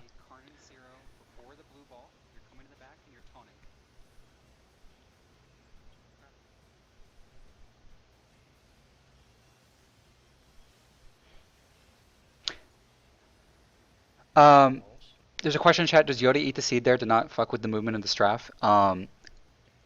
Sometimes we did, sometimes we didn't. When there was a Nisi out, we always chose to move because we can't afford to be taking Seed of the Sky damage when there's Nissis out. It's too much damage. When there wasn't Nissis out, sometimes I did eat Seed of the Skies and just use Equilibrium to get through them and not mess with the strap wall positioning, just because I said this earlier in the stream that I value not moving that doll quite a bit.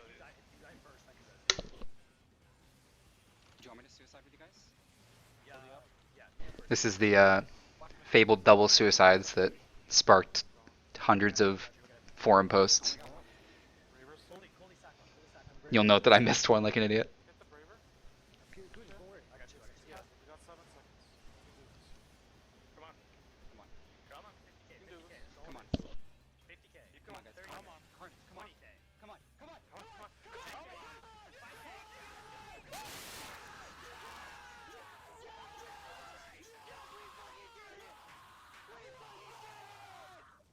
Yeah, I think we all knew. Fold in chat saying I knew at this point in the fight that it was dead. I think we all knew. As soon as we saw 13%, I think that was everyone was pretty confident.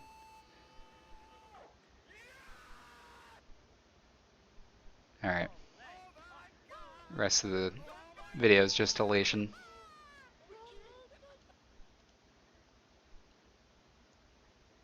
All right, so I think we've sort of hit all the major talking points of Nisi. I'm trying to think. Maybe any of my teammates in chat, they might be able to refresh my memory. Is there anything we didn't sort of go over here about Nisi? I think we hit all the major ones. You know, let's just review some of the major key points here. The goal of the pass timings, and the entire crux of the strategy is to avoid having Nisi damage overlap with mechanic damage, and I think we were able to accomplish that decently well. It's possible there might have been an even better rotation, uh, but I know that this rotation, like I mentioned earlier in the video, Goka and myself and a few others worked very hard on this rotation, and it was dozens of hours put into it to perfect it, and it's possible that it's certainly possible there's a better one, but this one is pretty refined. I would be pretty comfortable saying. Um,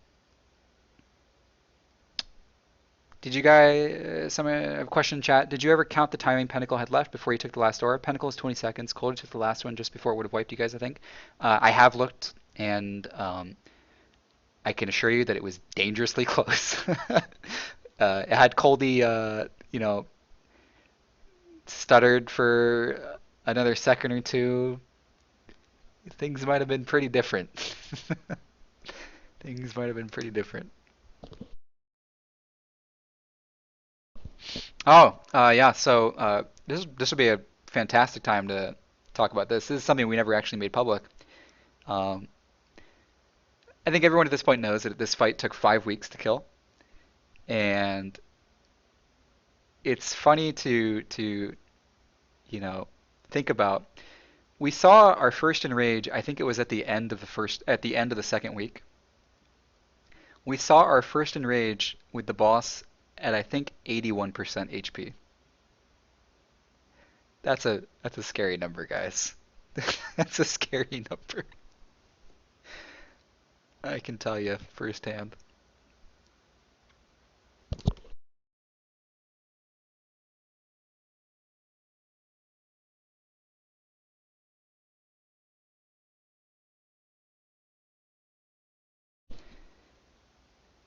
So, yeah, I've been talking for like upwards of an hour and a half at this point. I'm gonna enjoy this fresh water bottle for a couple minutes. I'm gonna stick around and chat a little bit more about the fight and maybe some things that aren't related to what we've talked about. If you guys have any things you want to discuss, you can bring them up in chat.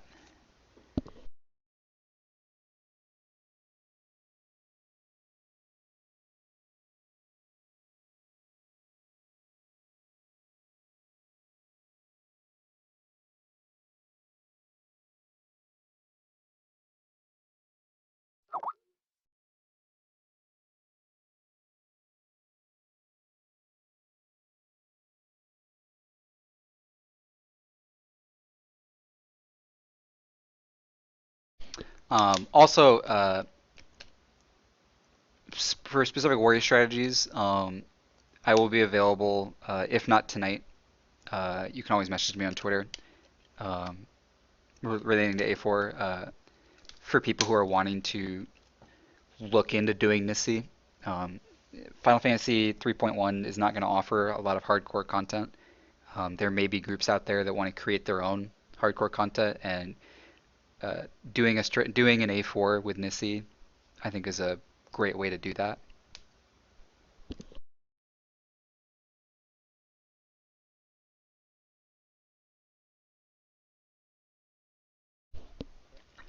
What was the average item level at that point? Whew, really, really low. I mean, we had only gotten, let's see, that would be the end of the second week, so that's roughly, hmm, that's about two.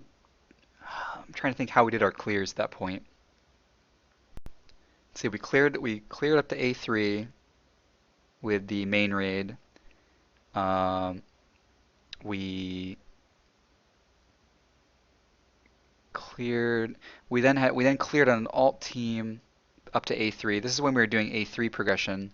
So we got two teams worth. We got two teams clears cleared. We got two teams clears worth of loot uh, across 16 different characters.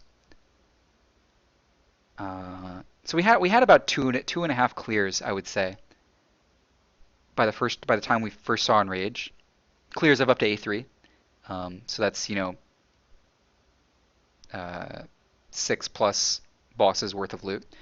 We weren't able to spend any tomes because we were pooling for weapons. So it was literally just those 6 plus bosses of loot. It's 12 items across our team.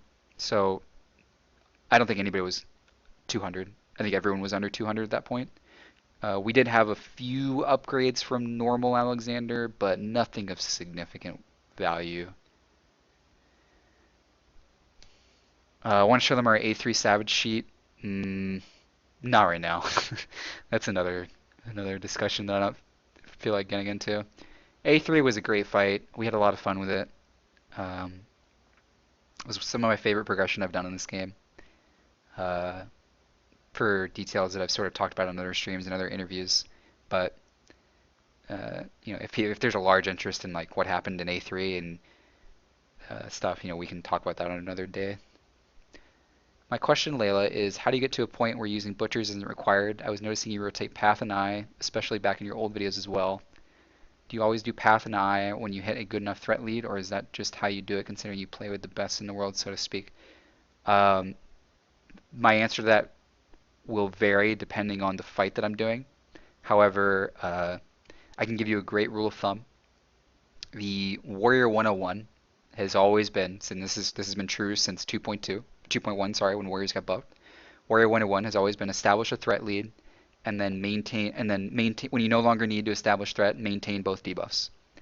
That's just been how Warrior has been played since 2.1.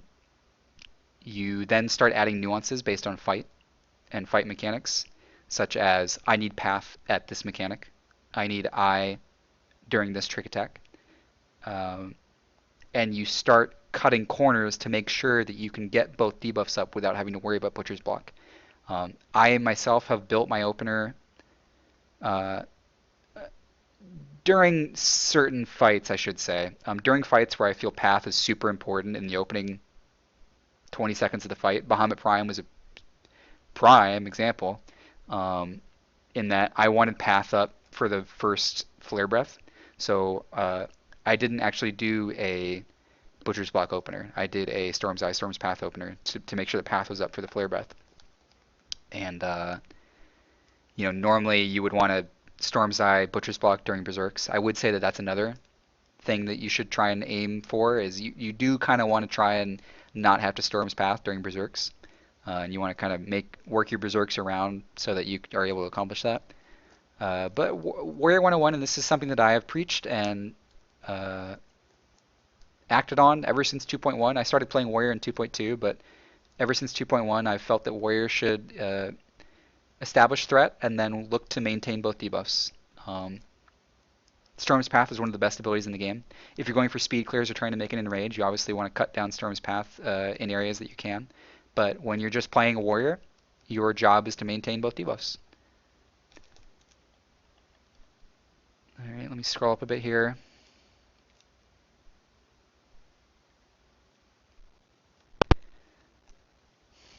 Weapons should have been GG on A4. Yeah, some people might feel that way. He's alluding to the fact that when weapons were attainable during the 3rd week, that should have been enough to kill the fight. I might agree, however, yeah, I think it's hard to disagree with that. I think a 5-week fight is obnoxious any way you slice it. So I'm not even going to sit here and disagree with that. I could pick at it and talk about how I thought it was interesting. No, I'm not even going to do that. I think weapons should have probably been the gear wall that you needed to overcome. A3S in a nutshell. We sat there for 3 lockouts trying to figure out Hand of Pain. He is very true. He's telling the truth. Hand of Pain took us quite a while. It's silly because you go in there, and one of the reasons, guys, I said I wouldn't get into A3, but I mean he opened up Pandora's box a little bit here. So I won't talk about it a lot, but I do want to say one thing about it. When you're doing a mechanic like Hand of Pain, for everybody who knows how Hand of Pain works, you don't see any damage reduction until you reach that 4% threshold. It's not like, oh, you get to 5% and 5% difference does less damage than a 7% difference. So when you're testing strategies and one of your strategies to test is, oh, let's just burn one and let's burn the higher HP one and it'll probably reduce the damage that it does. Well, if you go all in and you don't make it to 4%, say you make it to like 4.4, well, you're then like, oh, well, that strategy does nothing. It does the exact same damage. That can't be the strategy. Doing damage, Zerging one clearly isn't the strategy. You would expect to see like some progress, and maybe it just does too much damage. You would expect to see like, oh, it does too much damage still, but it did reduce damage. That means we just need to do more DPS. No, it was like we zerged it. We didn't make it on our first try. We didn't make the DPS check on our first try, and we were like, oh, that's not the mechanic. Let's focus on something else. So we spent hours and hours and hours focusing on other possibilities when in reality it was just something as simple as we didn't make some arbitrary DPS check of a 4% threshold. I mean, it's such a awkward conclusion. I don't know. I don't know how I don't think we approached it wrong. I think it's just that's such an awkward conclusion to have to make.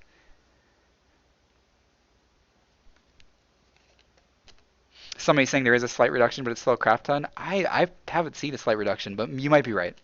I know that a lot of it. I know that we didn't think that there was any reduction at all. It felt like I guess sometimes it felt like it did a little less damage, but nothing significant. Like I mean, we're still getting hit for 17k.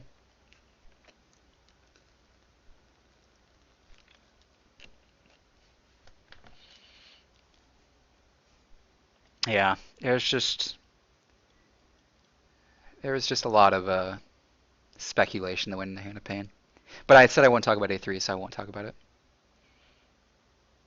You could be right, Goka. Definitely a reduction, but it scales exponentially. That I would believe actually, because like I said earlier, there were times where we felt it did less damage. It just was still so much more damage than was livable. Rios is talking about, all right, last A3 comment, guys, and then let's move away from A3. There's something weird with it, though. Sometimes one hand only hits for 2k raid wide and the other will do 21k-ish. That is actually explainable because that is the two hands cast at different times, and the threshold was passed in between their casts. So the first one goes off higher than the threshold, but the second one goes off lower than the threshold. It's like ticking down from dots or auto attacks in between the two casts. That one I do have an explanation for. All right, let's shift away from A3, guys. Let's keep it to tank-related questions or A4 related questions. I'm gonna stick around for let's keep the stream going for 10 more minutes or so, maybe a little under 10 minutes, and then we'll call it a night here. We've talked at a long length about Nisi and A4. I think we hit a lot of good talking points, a lot of stuff that I think a lot of people have wanted to hear about that we just haven't had time to voice.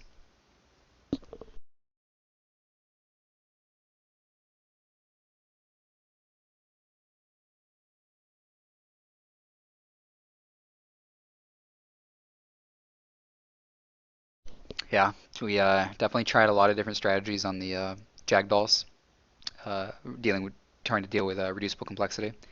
Um, I don't think we wasted a lot of lockouts because John clued in pretty quickly, but um, it definitely reducible complexity. The proper way of dealing with reducible complexity definitely wasn't our first reaction. Um, I'm trying to remember what our first reaction was, but my memory's failing me. That was so long ago. I'm gonna kill the monitor image. Put some music back on while we're talking.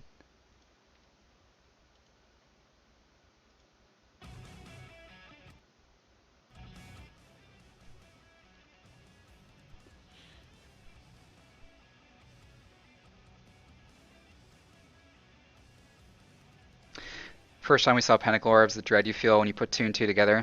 Yeah. A lot of people like to, they were sort of following the uh, descent into madness that was visible via our Twitter posts. And there are a few people that actually pinpointed correctly the very Twitter posts that related to figuring out Pinnacle, because those are the ones that are just surrounded by the most despair. of this can't possibly be happening. Nisi never actually the most the what the Twitter posts that were the worst weren't actually the figuring out of Pinnacle. It was the moment that we learned that Judgment Nisi never recasts. We knew that Nisi we knew pretty early on that Nisi and Pinnacle had the relationship they do. What we weren't able to test for a really long time because there wasn't enough of a gear. There wasn't enough gear in the game to allow us to get there. Like we would get through the fight just fine, but your DPS is so low because there's no gear that you hit enrage so early. It's so hard to get through the last phase before you see an enrage go off. You can have no deaths and don't even make it through one cycle of the last phase because there's enrage. So you can't see parts of the fight that you would normally want to be able to see and test things. And that's one of the key reasons that A4 took 5 weeks. Right there. There was not enough gear to see all phases of the fight and test all phases of the fight. And when you can't test all phases of the fight, you can't learn what you need to learn about the fight. So when we finally had enough gear and were able to learn that Nisi never recasts, some of the tweets that people have highlighted, that's what they're relating to.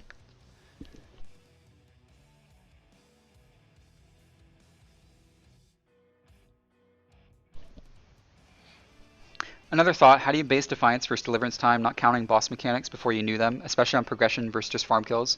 I highlighted this earlier in my stream. I play much more conservative than most warriors in the game. So that might surprise some people.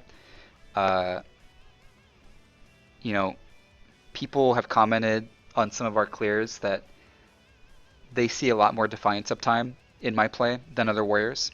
And that's completely by design. I value Defiance more than other warriors. I value the healing bonus and the healing HP and the health pool and things like that. I value it a little bit more than others because I put a lot of stock into not making healers panic. It sounds weird, but I do. And that philosophy has been very successful for me thus far. That's why I've stuck with it.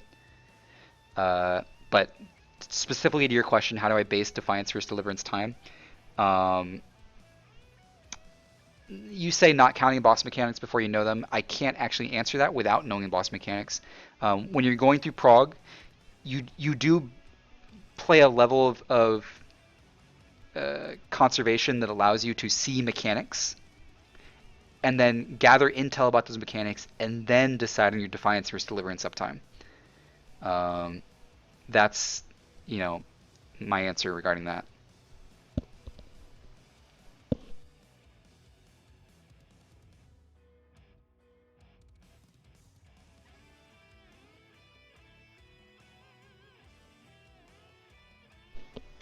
What's your thoughts on having a paladin for Nisi? Ooh.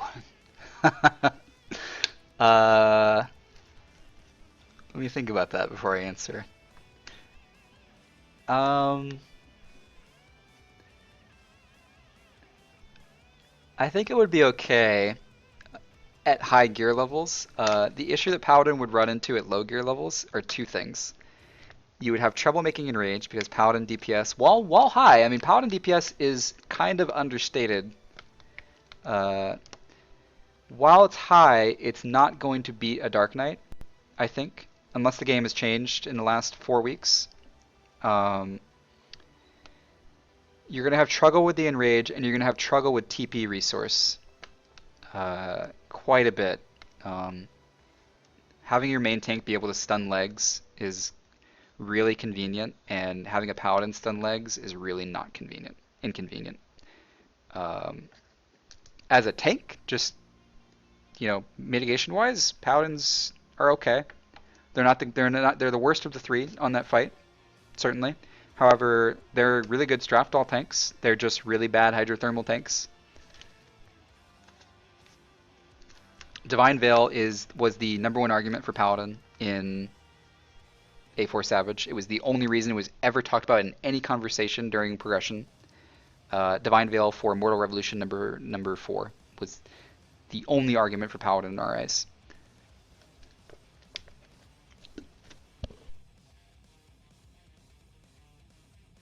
Is there anything coming in 3.1 that will be a challenge like Savage? I don't think Vordock will be that hard.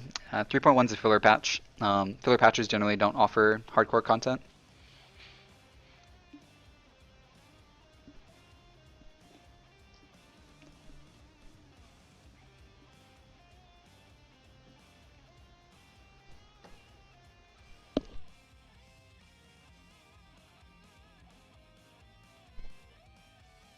People asking about the music. This is Guilty Gear soundtrack. I'm on a Guilty Gear kick lately. Been playing a lot of air dashing fighting games. Hi Mel, I love you. Was that too forward? I feel like that was too forward. I hope Mike's not watching.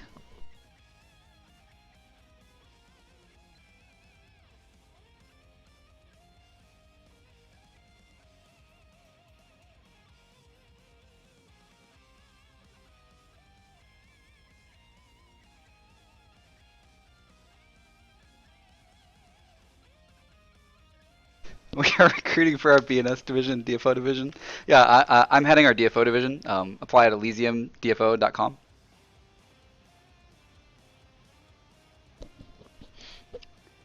I'll be putting together a threes team for upcoming November PvP patch.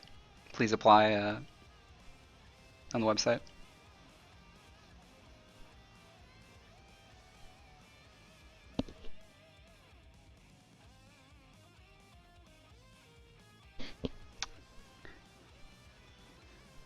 I'm about 2 or 3 minutes away from calling it a night and shutting the stream off, guys. I've had a long night. We've talked about a lot. I'll stick around for some last minute questions.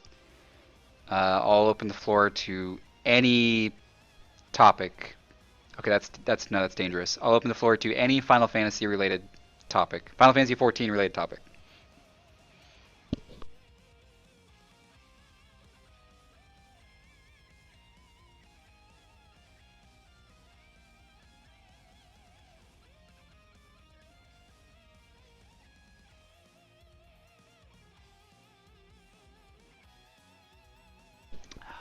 Felix asks, will you date me? Yes. Is Lele your real name? Yes.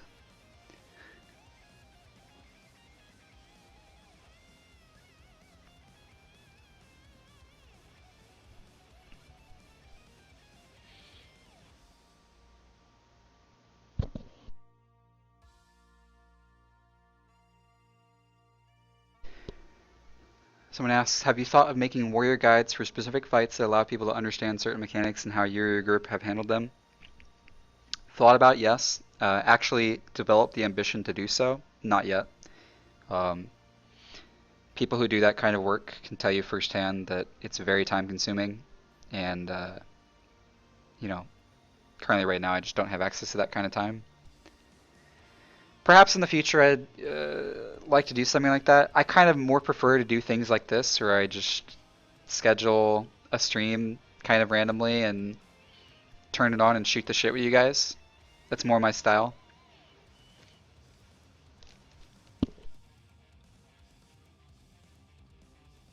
Oh, good question. Here's a legit question. Where's your guys' A1 kill video? It got deleted on accident. That's the honest truth. It accidentally got deleted.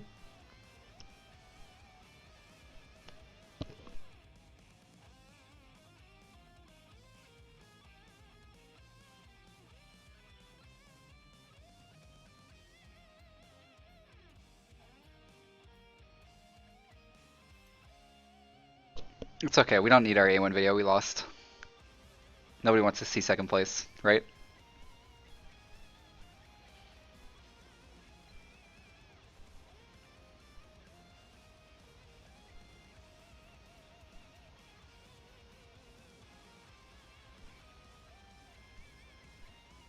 Did I get the podcast bug? Maybe. I don't know.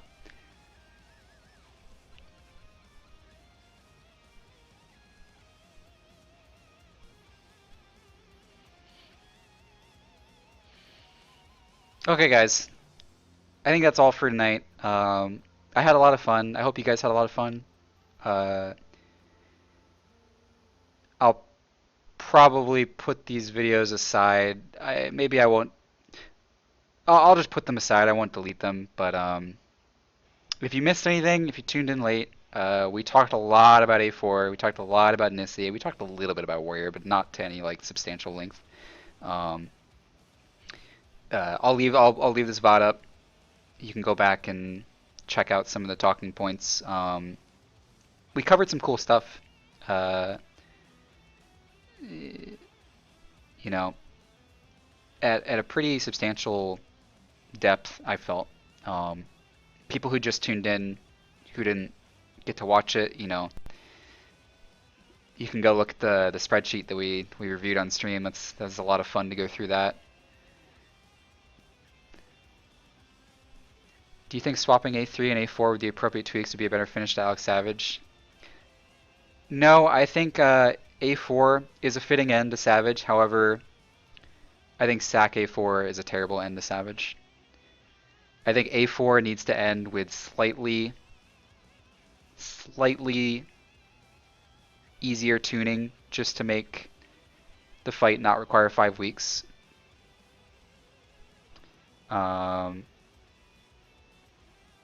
But yeah, I think A3 was a cool third fight. What I do think, nothing related to A3 or A4, I think A2 needed to be harder. But that's a topic for another time. Okay, guys. Take it easy. Have a good night. If you are interested in when I'll be streaming again, follow me on Twitter, LaylaFFXIV. You can follow our FC on Twitter at Elysium FFXIV. John brings up a fantastic point, and it's truly the only way to send you guys off. Good night, guys.